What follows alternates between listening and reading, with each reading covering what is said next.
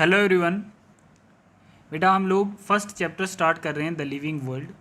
ठीक है, ये कुछ एनसीईआरटी को डिकोड किया था मैंने और नोट्स बनाए हैं इस चैप्टर के, तो हम लोग थोड़ा थोड़ा करके पढ़ते रहेंगे और सिर्फ हम इन स्लाइड्स के अकॉर्डिंग ही वीडियो बना के आपको समझाएंगे। और साथ में जो ये स्लाइड्स होंगी ये आपकी नोटबुक पे मेंशन्ड होनी चाहिए, और जैसे ही एट द एंड हमारा ये स्लाइड्स ख़त्म हो जाएंगी तो हमारा चैप्टर भी कंप्लीट हो जाएगा। ठीक है, अराउंड 15 स्लाइड्स हैं जो हम लोगों को समझनी है फर्स्ट चैप्टर में। देखिए लिविंग वर्ल्ड जो है लिविंग वर्ल्ड हम लोगों ने कितने इंपॉर्टेंट पार्ट्स में डिवाइड किया है, 1, 2, 3 एंड 4। मतलब लिविंग वर्ल्ड के अंदर हम लोगों ने ये 4 ही इंपॉर्टेंट कंपोनेंट पढ़ने हैं। ठीक है, लिविंग वर्ल्ड से 2 क्वेश्चंस आते हैं नीट के लिए। ठीक है, 1 या 2 क्वेश्चंस नीट के लिए और 1 क्वेश्चन आता है बोर्ड के लिए 3 मार्क्स का। ठीक है, बस ये वेटेज है इस चैप्टर की। अब हम लोग फर्स्ट कंपोनेंट लेते हैं। लिविंग वर्ल्ड को हम लोगों ने 4 कंपोनेंट में डिवाइड किया है, living world, taxonomy and systematics. Third component है हमारा टैक्सोनॉमिक कैटेगरी और लास्ट कंपोनेंट है इसका fourth, that is a taxonomic aid. एक एक करके हम लोगों ने पढ़ने हैं ये। सबसे पहले हम लोग स्टार्ट करते हैं लिविंग वर्ल्ड क्या होता है। ठीक है, तो लिविंग वर्ल्ड में कुछ इंपॉर्टेंट करेक्टर्स हैं जिसको हम कहते हैं व्हाट इज़ लिविंग, है ना। पहला कंपोनेंट जो है लिविंग वर्ल्ड का, दैट इज़ लिविंग। मतलब डिफाइनिंग फीचर जो लिविंग का हो सकता है, मतलब लिविंग ऑर्गेनिजम्स का जो एक डिफाइनिंग फीचर है वो क्या है, ग्रोथ है। मतलब जो लिविंग होगा वो ग्रो भी करेगा, जो लिविंग होगा वो रिप्रोडक्शंस भी करेगा, जो लिविंग होगा वो मेटाबॉलिज्म्स भी करेगा, सेल्फ रेगुलेटिंग भी करेगा, sense the environment and response to stimulus. ठीक है, these are the characteristics of living things. जितने भी लिविंग ऑर्गेनिजम्स होंगे उनके ये इंपॉर्टेंट करेक्टरिस्टिक्स हैं। ठीक है, ग्रोथ का मतलब होता है कि साइज का बढ़ना, सेल्स का डिवाइड होना, दैट इज ग्रोथ। रिप्रोडक्शंस का मतलब होता है कि जो रिप्रोड्यूस करता है ना, वो डिफाइनिंग फीचर होता है लिविंग ऑर्गेनिजम्स का। जो ऑर्गेनिजम्स रिप्रोड्यूस करता है इट मीन्स वो लिविंग होगा। मेटाबॉलिज्म्स का मतलब होता है कि हर एक ऑर्गेनिजम्स का मेटाबॉलिक रेट डिफरेंट होता है। कहने का मतलब है कि आपकी इम्यूनिटी डिफरेंट है, हमारी इम्यूनिटी डिफरेंट है। कहने का मतलब मेटाबॉलिक रेट जो होता है बॉडी का, है ना, वो सबका डिफरेंट होता है। इट मीन्स कि अगर मेटाबॉलिक रेट है किसी में तो वो लिविंग होगा। ठीक है ना। सेल्फ रेगुलेटिंग का मतलब होता है कि देखिए सेल्फ रेगुलेशंस, अपनी बॉडी में कोई भी एक्टिविटीज़ करवाना, है ना, सेल्फ रेगुलेट करना। सेल्फ रेगुलेशंस हम ऐसे कह सकते हैं जैसे हमारी बॉडी रिस्पायरेशन मैकेनिज़म्स को रेगुलेट करती है ना। इसमें क्या होता है कि सेल्फ रेगुलेशंस होती है, ऑक्सीजन्स लेना, CO2 बाहर भेजना, तो ये भी एक सेल्फ रेगुलेटिंग प्रोसेस है जो लिविंग का एक डिफाइनिंग फीचर है, right. Sense the environment, environment को सेंस करना, मतलब टेम्परेचर कैसा है ना, मतलब वार्म है या कोल्ड है तो उसको सेंस करना टेम्परेचर को इन्वायरमेंट में। इन्वायरमेंट को फील करना, वो भी एक लिविंग ऑर्गेनिजम्स का एक डिफाइनिंग फीचर है। रिस्पॉन्स टू स्टिमुलस, मान के चलो कि आपको किसी ने थप्पड़ मारा या आपको किसी ने प्रिवोक किया या आपको लग रही है या आपको कुछ भी हो रहा है, इट मीन्स कि आप स्टिमुलस को रिस्पॉन्स कर रहे हो।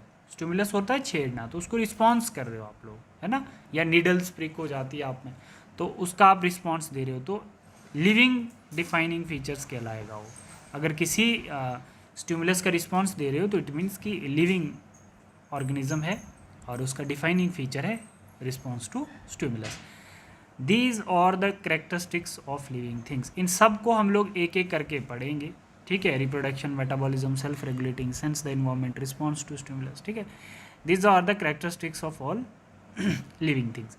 बट इसमें क्या होता है कि एक और इम्पॉर्टेंट चीज़ है इसमें, हमारी एनसीईआरटी के अकॉर्डिंग क्या है, हमारी एनसीईआरटी में ग्रोथ पढ़ना है, रिप्रोडक्शन, मेटाबॉलिज्म और कॉन्शियसनेस। ठीक है, ये 4 हमारी एनसीईआरटी के अकॉर्डिंग हम लोगों को पढ़ने हैं। बट ऐसे जनरली कहा जाए तो ये सारे के सारे जो हैं ये क्या हैं, ये एक लिविंग ऑर्गेनिजम्स के डिफाइनिंग फीचर्स हैं। अगर ये करेक्टरिस्टिक्स जिस ऑर्गेनिजम्स में होंगे तो वो लिविंग कहलाएगा। बात समझ में आई आप लोगों को। अब सबसे पहले हम लोग ग्रोथ को ले लेते हैं। ये आ गई ग्रोथ हमारे पास। ग्रोथ 2 टाइप्स की होती है, एक तो साइज ऑफ सेल्स होता है, एक नंबर ऑफ सेल्स होता है।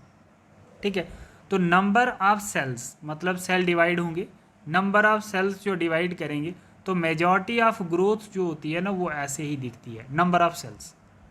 ठीक है, सेल डिवाइड होकर ग्रोथ करना, मेजॉरिटी ऑफ ग्रोथ्स को हम लोग ऐसे ही डिफाइन करते हैं। बट सेल का साइज बढ़ने से भी ग्रोथ होती है कुछ ऑर्गेनिजम्स में, ये हम आगे देखेंगे।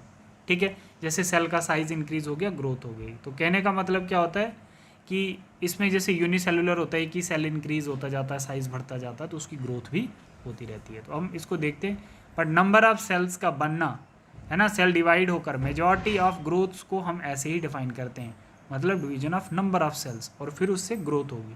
जैसे हमारी बॉडी में भी सेल्स की मल्टीप्लिकेशन होती है, तो उससे क्या होती है, हमारी ग्रोथ होती है। ग्रोथ जो है दो टाइप्स की होती है, देखियो, एक इंटरनल ग्रोथ होती है, एक एक्सटर्नल ग्रोथ होती है। ठीक है, इंटरनल ग्रोथ क्या होती है? इंटरनल ग्रोथ हमेशा किस में होती है? लिविंग ऑर्गेनिजम्स में होती है। Body cell divide through mitosis. Internal growth का मतलब होता है कि बॉडी के अंदर जो सेल्स हैं, ये देखो एक बॉडी है, इसके अंदर जो सेल्स हैं उनका डिवाइड होना, उसको हम इंटरनल ग्रोथ कहते हैं through mitosis. Internal growth living organisms में होती है, ठीक है, और बॉडी सेल डिवाइड करती है थ्रू माइटोसिस। ठीक है, मतलब क्रोमोसोम्स नंबर सेम रहेंगे। देखो अगर 46 हैं तो इधर भी 46 रहेंगे, इधर भी 46 रहेंगे। ठीक है, क्रोमोसोम्स नंबर सेम रहेगा बट डीएनए कंटेंट डबल हो जाएगा, तो ऑर्गेनिजम्स की ग्रोथ हो जाएगी। बात समझ में आ रही है आप लोगों को? Defining feature of living things. तो ग्रोथ क्या है, इंटरनल ग्रोथ क्या है, एक डिफाइनिंग फीचर है लिविंग थिंग्स का। आपको समझ में आ रही है बात? अब देखो ये जैसे पहले ये ऐसा था, अब ये ऐसा हो गया, जब इसके अंदर माइटोसिस हुई, सेल डिवाइड हुए, इसका साइज बढ़ गया। एक्सटर्नल ग्रोथ के केस में देखो, नॉन लिविंग में एक्सटर्नल ग्रोथ होती है, जैसे माउंटेन ग्रोथ होती है, देखा ही होगा तुम लोगों ने, माउंटेन ग्रोथ जो होती है ना वो एक्सटर्नल ग्रोथ कहलाते हैं। ठीक है, जैसे सेडिमेंट्स डिपॉजिट होते रहते हैं उसमें, यहाँ पर देखिए जैसे ये एक्सटर्नल ग्रोथ शो हो रही है। एक्सटर्नल ग्रोथ जो है ये देखिए, ये एक्सटर्नल ग्रोथ शो हो रही है यहाँ पर, है ना। ये पहले माउंटेन था, इसके ऊपर ये ऐसे सेडिमेंट जुड़ते जुड़ते ये भी एक ग्रोथ होती है, तो इसको हम एक्सटर्नल ग्रोथ कहते हैं। जो माउंटेन ग्रोथ होती है वो नॉन लिविंग ग्रोथ होती है और एक्सटर्नल ग्रोथ होती है, और इंटरनल ग्रोथ जो होती है वो लिविंग ऑर्गेनिजम्स में होती है, थ्रू माइटोसिस होती है। और एक्सटर्नल ग्रोथ जो होती है वो सेडिमेंट के डिपॉजिट होने से होती है, और उसको हम लोग क्या कहते हैं, माउंटेन ग्रोथ या नॉन लिविंग ग्रोथ। ठीक है बेटा, यहाँ तक आप लोगों को समझ में आ गया। अब हम लोग नेक्स्ट स्लाइड पे चलते हैं। बहुत एक छोटी सी एग्जांपल है, यहाँ पर देखिए, मल्टी सेलुलर ऑर्गेनिजम्स में ग्रोथ कैसे होती है ना। मल्टी सेलुलर ऑर्गेनिजम्स में ग्रोथ कैसे होती है, आप लोग ये देख सकते हैं। यहाँ पर देखिए, ये मल्टी सेलुलर ऑर्गेनिजम्स हैं, इनमें ग्रोथ कैसे होती है, और यूनिसेलुलर ऑर्गेनिजम्स में ग्रोथ कैसे होती है। मल्टी सेलुलर की एग्जांपल आ गया ह्यूमंस, और यूनिसेलुलर की एग्जांपल आ गया एमीबा। ठीक है, अब इनमें ग्रोथ कैसे होती है, देखिए मल्टी सेलुलर के केस में ग्रोथ और रिप्रोडक्शन सेपरेट होती है। बात समझ में आ रही है? पहले बॉडी ग्रो करेगी और फिर उसके बाद वो रिप्रोड्यूस करेगा। मतलब ह्यूमंस मल्टी सेलुलर के केस में एक होता है ना कि मतलब वो कब सेल्स को रिप्रोडक्शंस कब करेगा, पहले वो ग्रोथ करेगा 1 to 13 ईयर्स तक, जो बच्चा होगा वो अपनी मैच्योरिटी को अटेन करेगा।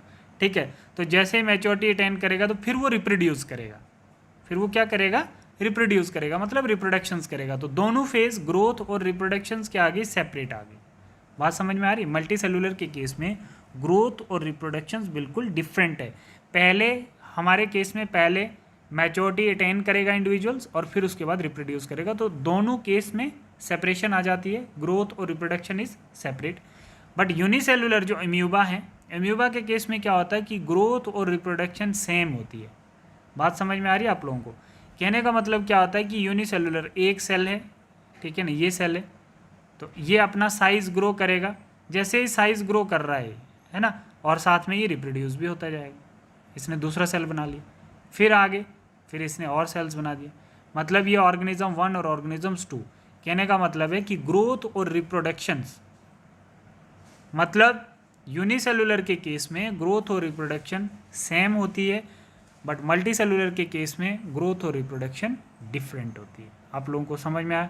मल्टी सेलुलर के केस में पहले इंडिविजुअल अपनी मैच्योरिटी को अटेन करेगा, तो फिर रिप्रोड्यूस करेगा, तो वो क्या हो गई, वो सेपरेट हो गया उनका ग्रो करना।